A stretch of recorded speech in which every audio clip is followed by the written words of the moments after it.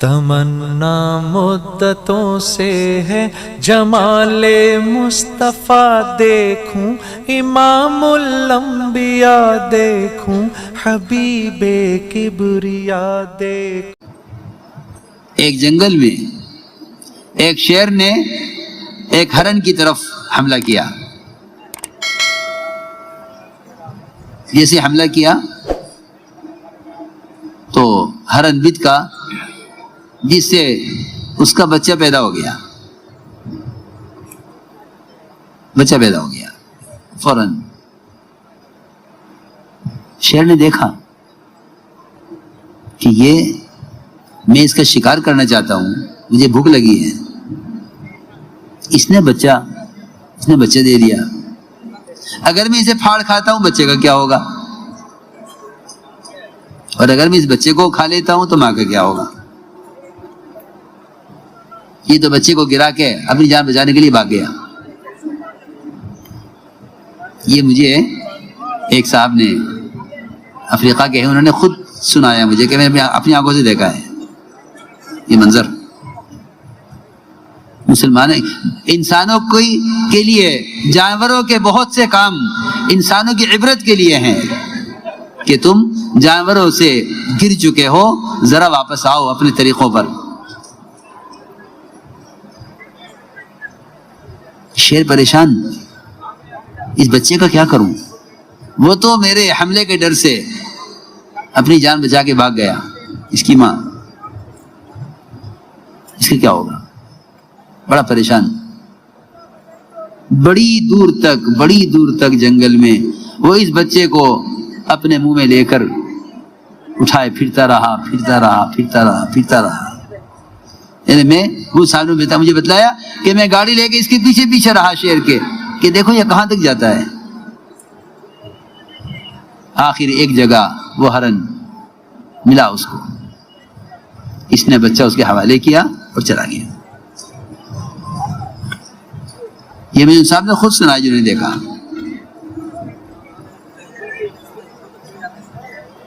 بات یہ ہے، اس لیے میں نے عرض کیا کہ یہ انتہائی بد اخلاقی اور انتہائی درندگی کا مزاج ہے کہ باپ کا بدلہ بیٹے سے لے لو۔ نہیں، حضور اکرم صلی اللہ علیہ وسلم نے حضرت اکرمہ کے آنے سے پہلے ہی صحابہ کو بتا دیا کہ اکرمہ آ رہے ہیں، اسلام قبول کرنے کے لیے آ رہے ہیں، دیکھو ان کے سامنے ان کے باپ کو برا مت کہنا، تبھی تمہیں اس کے باپ کی حرکتیں یاد آ جائیں، اور تم کوئی ذرہ برابر کوئی بات ابو جہل کی ستانے کی اس کے بیٹے کے سامنے مت کرنا۔ وہ کیا سوچے گا کہ میں تو ان کے پاس مامون ہو کر، مطمئن ہو کر آ رہا ہوں، اور یہ میری باپ کی حرکتیں مجھے یاد دلا رہے۔ حضور اکرم صلی اللہ علیہ وسلم نے حضرت اکرمہ کا استقبال اس طرح کود کر کیا، اچھل کر، روایت میں ہے وثب الیہ، کود کر آئے۔ آپ نے صرف لنگی باندھی ہوئی تھی، بدن پر اور کپڑا نہیں تھا، تاخیر نہیں کی آنے میں، اور بیٹھے۔ حضرت اکرمہ نے عرض کیا کہ آپ کیا چاہتے ہیں؟ فرمایا کہ اکرمہ اسلام لے آؤ۔ عرض کیا کہ میں اسلام لے آؤں گا، مگر میری ایک درخواست ہے کہ میں نے آپ کے خلاف اور اسلام کے خلاف آج تک جتنی کوششیں کی ہیں، آپ اللہ سے دعا کر دیجئے اللہ میرے سارے گناہ معاف کر دے۔ آپ نے دعا فرمائی، اے اللہ اسلام کے خلاف ساری عداوتیں، اس کی ساری کوششیں، اے اللہ تو سب کو معاف کر دے۔ میں عرض کر رہا تھا کہ ابو جہل کا بیٹا اکرمہ، ان کو اسلام سے بھاگنے نہیں دیا، ایک کشتی چلانے والے میں اللہ کی دعوت نے۔ کہاں جا رہے ہو؟ کہاں جا رہے ہو؟ میں اس لیے عرض کر رہا ہوں کہ اس دعوت اللہ کے عمل کے ہوتے ہوئے کسی علاقے سے مسلمانوں کے ارتداد کی خبر کا سننا کسی فرد یا کسی جماعت کے یہ انتہائی حیرت اور تعجب کی بات ہے کہ جب اتنا بڑا مجموعہ ایک دعوت کی نسبت پر جمع ہو گیا ہے تو پھر ممکن نہیں ہے کہ کوئی خدا نہ کرے اسلام سے پھسل جائے، ممکن نہیں ہے۔ ہاں یہ جب ہو سکتا ہے جب کام کرنے والی کام سے بیٹھ جائیں۔ اس لیے حضور اکرم صلی اللہ علیہ وسلم نے ہر فرد کو داعی بنایا۔ جو اسلام میں داخل ہوتا تھا اس پر سب سے پہلا تقاضا اپنی قوم کو دعوت دینے کا ہوتا تھا۔ جو اسلام میں داخل ہوتا تھا اس پر پہلا تقاضا اپنی قوم کو جا کر دعوت دینے کا ہوتا تھا۔ میں عرض کر رہا تھا کہ ایک ایسا ماحول بنا ہوا تھا کہ اگر اس ماحول میں کوئی برے ارادے سے بھی آتا تو آپ صلی اللہ علیہ وسلم کا کہ یہاں کا اخلاق، آپ کے یہاں کا اکرام، آپ کے یہاں کی وسعت قلبی، وہ اس کو بتلا دیجیے کہ اسلام کیا ہے، وہ بتلا دیجیے کہ اسلام کیا ہے۔ حضرت طفیل بن عمرو الدوسی رضی اللہ تعالی عنہ آئے مکہ مکرمہ۔ مکے والوں نے کہا طفیل ان کی بات مت سننا، ان سے بات مت کرنا، جو ان کی بات سنتا ہے ان کا ہو جاتا ہے، نہ ان سے بات کرنا ہے نہ ان کی بات سننا ہے۔ طفیل فرماتے ہیں مجھے اتنا ڈرایا مکے والوں نے کہ میں نے اپنے کانوں میں روئی ٹھوس لی کہ میں ان کی کوئی بات سنوں گا نہیں۔ فرماتے ہیں کان بند کر کے میں مسجد میں داخل ہوا۔ مسجد سے باہر یہ کیفیت ہے کوئی بات سننا نہیں چاہتے، مسجد میں آ کر یہ کیفیت ہے کہ دل اندر سے تقاضا کر رہا ہے ان کی بات سننی چاہیے۔ ہم اسی لیے عرض کرتے ہیں کہ ہمارے یہاں گشت کا موضوع ماحول میں لانا ہے، گشت کا موضوع ماحول میں لانا ہے کہ نہ ماحول میں لاؤ، ماحول بدلے گا، ماحول ان کو اندر سے بدلے گا۔ باہر یہ کیفیت تھی کہ آپ کی بات کو سننے سے کان بند کیے ہوئے تھے، لیکن مسجد میں قدم رکھتے ہی فرماتے ہیں اندر سے میرے دل نے کہا یہ طفیل تو پڑھا لکھا آدمی ہے، اچھے برے کلام سے واقف ہے، ان کی بات کے سننے سے یہ کس سے روکا ہوا ہے، ان کی بات سننی چاہیے۔ فرماتے ہیں میں نے اپنے کانوں سے روئی نکالی اور آپ صلی اللہ علیہ وسلم سے قرآن سنا۔ کہتے ہیں کہ میں نے اس سے اچھا کلام کبھی نہیں سنا تھا۔ اسلام قبول کیا اور یہ عرض کیا کہ اجازت دیجیے کہ میں اپنی قوم کو جا کر دعوت دوں۔ لیکن اس قصے میں بہت سمجھنے کی بات یہ ہے کہ انہوں نے اپنی قوم کو دعوت دینے کے لیے اپنی حیثیت کا ذکر کیا۔ یہ بات بہت سمجھنے کی ہے، میری حیثیت ہے، میری قوم میری بات مانے گی، میری قوم میری ہر بات مانتی ہے، یہ بھی مانے گی۔ یہ کام حیثیتوں کو مٹانے کا ہے، حیثیت بنانے کا نہیں ہے۔ فرماتے تھے کام شخصیت سوزی کا ہے، شخصیت سازی کا نہیں ہے۔ کام سے شخصیت بنے نہیں۔ حضور اکرم صلی اللہ علیہ وسلم کہاں معراج کی بلندی اور کہاں طائف کی پستی، کہ ان کو مجاہدے سے اذیتوں سے گزرنا ہی پڑے گا، اس کے علاوہ کوئی راستہ نہیں ہے، اس کے علاوہ کوئی راستہ نہیں ہے۔ اپنی حیثیت کی بنیاد پر مت کہنا کہ ہماری بات چل جائے گی، لحاظ فرماتے تھے جو مجمع تمہاری محنت سے جمع ہوگا وہ تمہاری بات لے گا، جس کے پیچھے محنت نہیں ہے ان کے قلوب تمہاری بات کو قبول نہیں کریں گے۔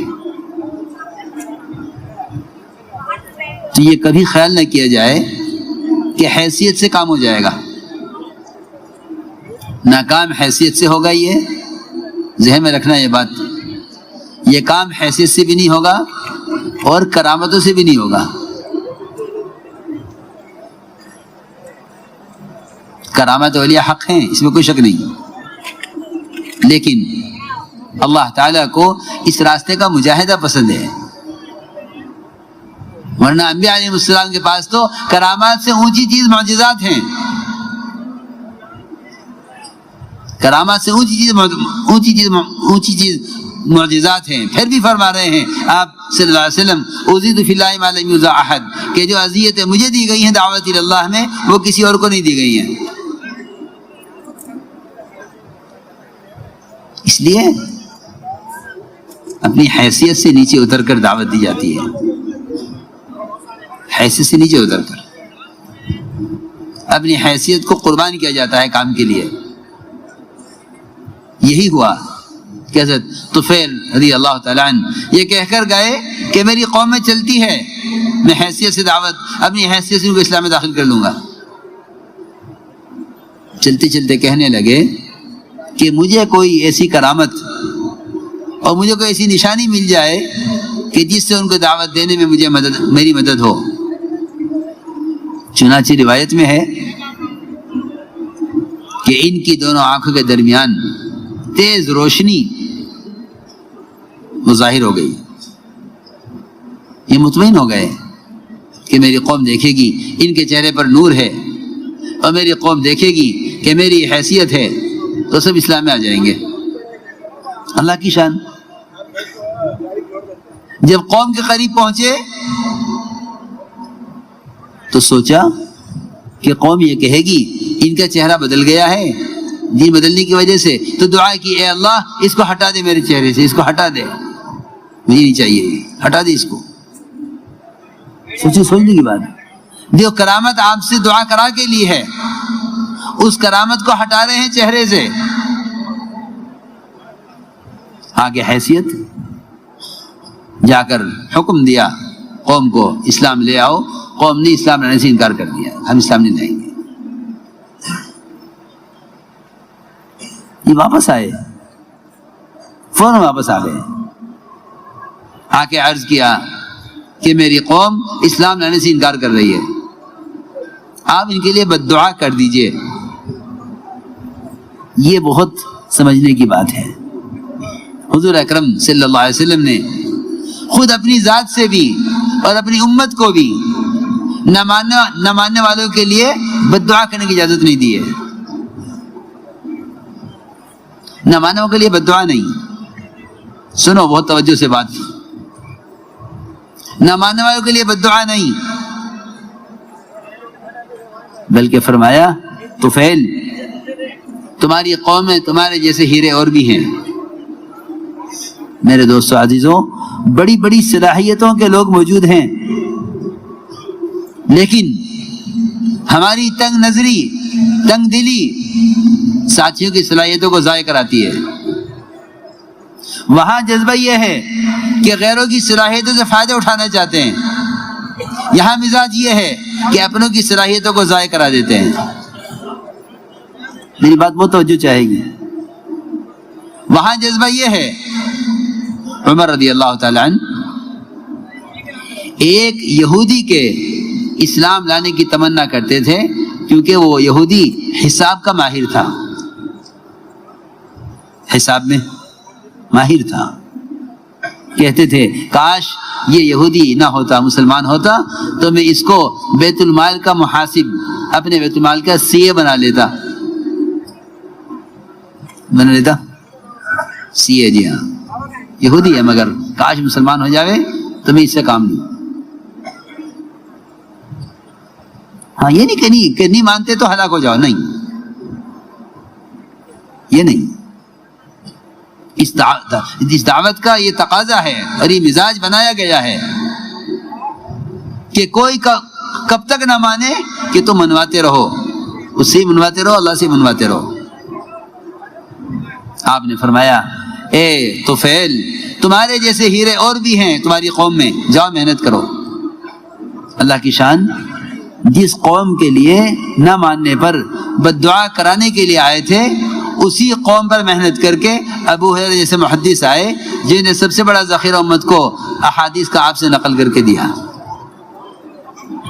دیکھو تو صحیح، جن کے لیے کہہ کر آئے بد دعا کر دیجئے۔